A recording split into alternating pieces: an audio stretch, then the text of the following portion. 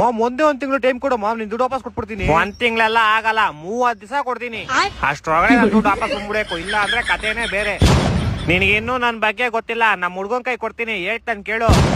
ಲೇ, ಅಣ್ಣನ್ ಬಗ್ಗೆ ನಿಂಗೆ ಇನ್ನೂ ಗೊತ್ತಿಲ್ಲ, ಚಿಕ್ಕ ವಯಸ್ಸಿಂದ ಹೇಳು.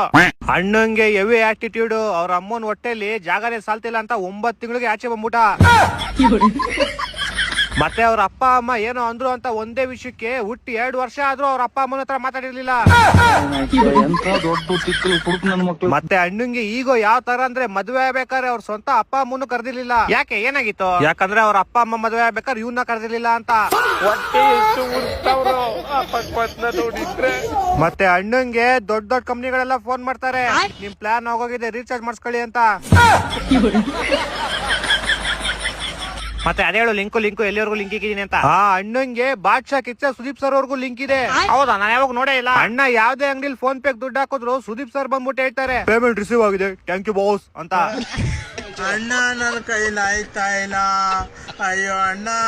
ಮತ್ತೆ ಅಣ್ಣ ಉಪವಾಸ ಇರ್ಬೇಡ್ದಂತ ಗೌರ್ಮೆಂಟ್ ಅವರೇ ಎದ್ರಕೊಂಡವ್ರಿಗೆ ಊಟ ಕಳಿಸ್ತಾರೆ, BPL ಕಾರ್ಡ್ ರೇಷನ್ ಅಂಗಡಿಲಿ.